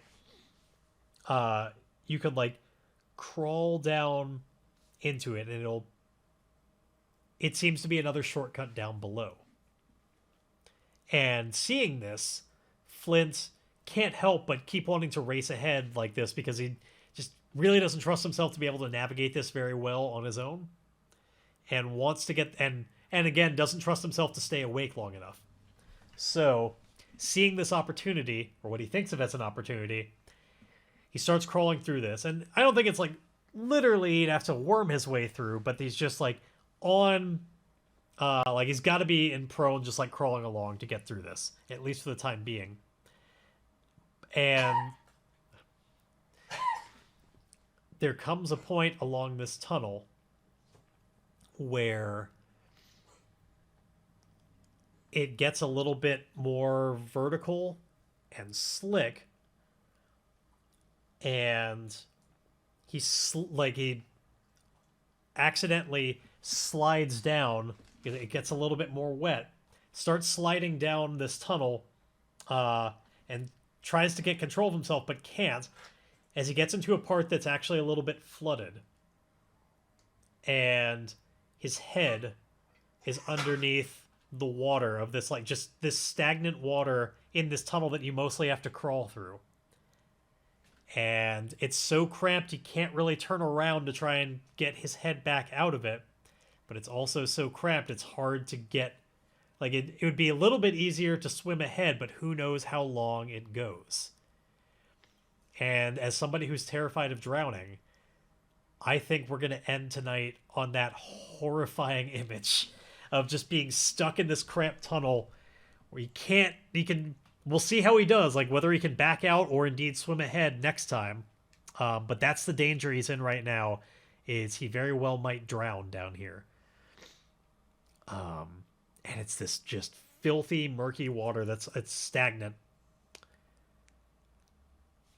Again, I'm terrified of drowning, so like that image is just gonna give me nightmares tonight. But even though I've got like 15-ish minutes left, I always like going out on kind of a big moment like that. And I don't want to get caught into like something that could turn into a battle or something like that we'll have to leave a little bit more like midway through. So yeah, let's just have some time to cool off a little bit and think over what's happened. Let's talk about Delve. That system I was using tonight. So again, if you haven't been here for the other sessions, most of what we were doing tonight, or at least maybe not even most, but a lot of what we were doing tonight, some of these roles were using a subsystem of the game called Delve. It's not in the main rulebook, if you're getting that. It is also available just on the website for pay what you want. Oh yeah, it's totally pitch black. Absolutely. I think there's a chance he might be able to see a little bit by using that like mystical vision he's got. That might be his saving grace, but we'll see what happens. Because for normal vision, yeah, it's totally pitch black. But yeah, this was a subsystem called Delve, which gives a little bit more granularity to systems like this. I don't think we've ever had so much laser focus on the moment to moment of one of our sessions before, but I don't know. I really liked it. I found that it indeed worked on the promises that I've seen so far, where like I went into this with absolutely no planning. Okay, maybe that's not entirely true. I had established a couple of things. Like I had some ideas about like what the objective of this place would be. Like I knew about the fortune teller, obviously, and I knew about this in rough ideas that there would be this effect that pulls you into a sleep, because we established that last time, and that there would be these sort of creatures that try and feed off of you. In fact, I went into this with the idea that the oracle that we're trying to see is kind of the big ball. Like that's the oracle is one of them. The oracle feeds off of people that fall asleep here. Like if you can make it to the oracle, then great. But if the oracle makes it to you, not so great. So I'd come up with ideas like that, but in terms of any of the like mapping or geography or like how this would go beyond that, that's been entirely up to just trusting that random chance would inspire some interesting moments. And I'll say that I think that's happened. There's still plenty of this to delve through. We got a lot left to see, but like for instance, this image that we're going out on right now, the like being stuck in this flooded tunnel, none of that would not have happened without the random generators helping inspire that. And so it's things like that that I really enjoy about this system as a whole. You see that with the oracles in the rest of the game, but I find they still work pretty well in Delve. So for this first little look at it, I'm liking it. I know it's still kind of being playtested right now, but it seems to work decently so far. Now, since we have a little bit more time, let me go over some of the other types of environments that Delve might be able to handle. So it's not all mines, and it's not like... Let me pull up these different types of domains and features that we'd have. So as we... Oh, sorry, themes, not features. So So the ones we had were a corrupted mine because it was tainted by dark magic, and while that hasn't we haven't gotten anything from the corrupted card just yet. It still could happen. But you could also have you can apply a few of them if you want. We've got ancient. We also might wind up delving so deep into this place that it turns into a different type of location. But yeah, some other themes we could have. We could have an ancient if it's just, secrets of a bygone age in this place, and that's really what defines it. Fortified if it's more of like a place where it's guarded against intruders and we're gonna have to sneak our way through. If like you could make a site out of like a fortress, for instance. Or at least like if this mine were instead, the lair of a bunch of kobolds or something, maybe I would have chosen that instead of corrupted to better represent that sort of thing. And then the dangers of it are more likely to be things like the inhabitants. You can certainly have it be a hallowed place that's more worshipped. It can be haunted, sort of like if there's just all sorts of restless spirits in the place, which I almost did go with that, but decided it would be more of a magical sort of thing. There can be lots of different stuff, but importantly, one of the things this also does, it doesn't have to be dungeon-esque. Like, it's not just mines and fortresses and things like that, but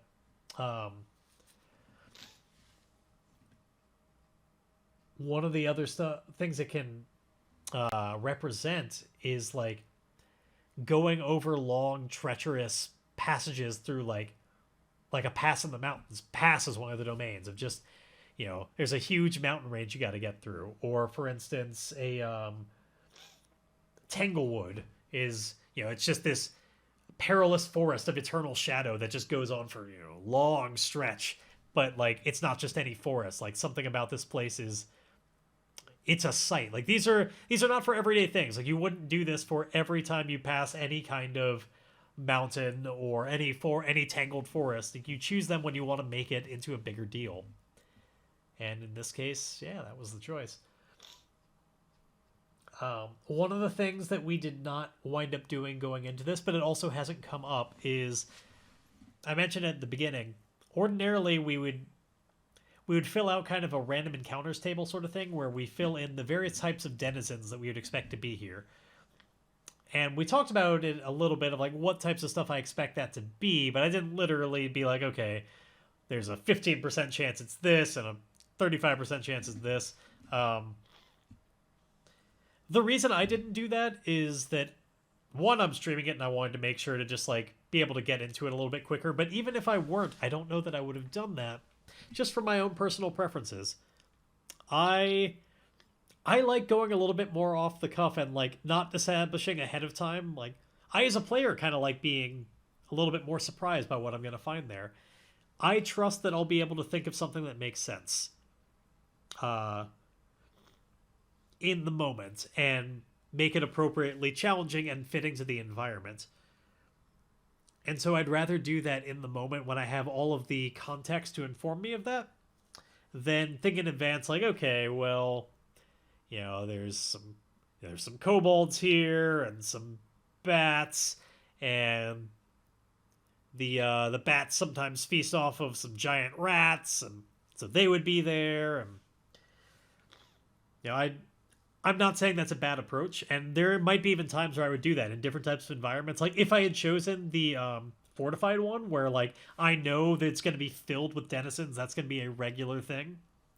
I'm going to be constantly facing like who are the types of people who live here. Then I'd probably be spending a little bit more time trying to determine like, okay, what is the ecosystem? What's the ecology here? But yeah. So introverted, real quick, like what kind of stuff do you play, and do you think this is the type of game that would fit in with that, based on what little you've seen so far? Yeah, I definitely tend to lean a little bit more improvisational. I didn't used to always be that way. I didn't always trust myself to be able to pull it off, and it definitely requires a certain type of game for me to do it. But this is one of them. I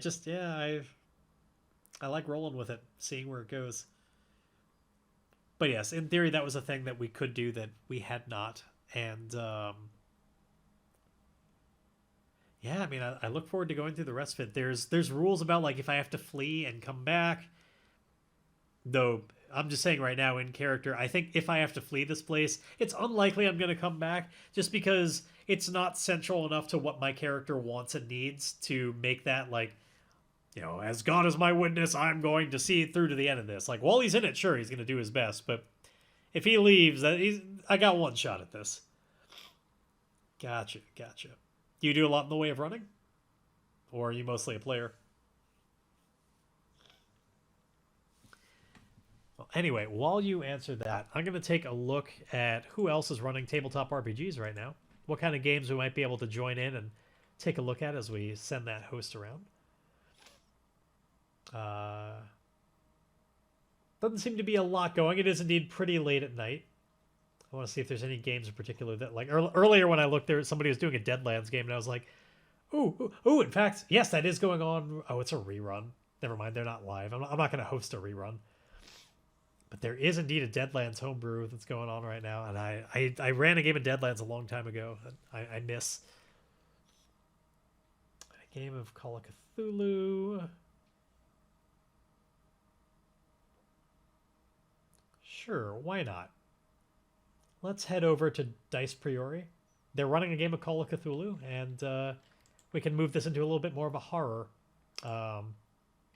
look. Also, I haven't really gotten to know anybody else in the tabletop RPG community yet, and want to get a chance to start seeing some of these other games out there. So, Dice Priori. We are going to raid over there. I hope it winds up being a game that you enjoy. I look forward to getting a... I've only seen a very tiny amount of Call of Cthulhu, so I hope they're going to be going on for a bit so I can find out how it goes. Anyway, I will be back for more Ironsworn RPGs next Tuesday, same time, 8 p.m. to 10 p.m. Pacific time. So moving ahead every Tuesday on that. Of course, Sunday nights, there are cello streams, 5 to 9 p.m. Pacific time, doing cello requests. And you'll probably be able to catch me around 7, 8-ish on certain weeknights doing some gaming around here. I will not be around doing it tomorrow because I'm doing some stuff with friends. And to be honest, there probably won't be all that much this week because I've got to do more, like, I got to do some stream work. I'm getting really behind on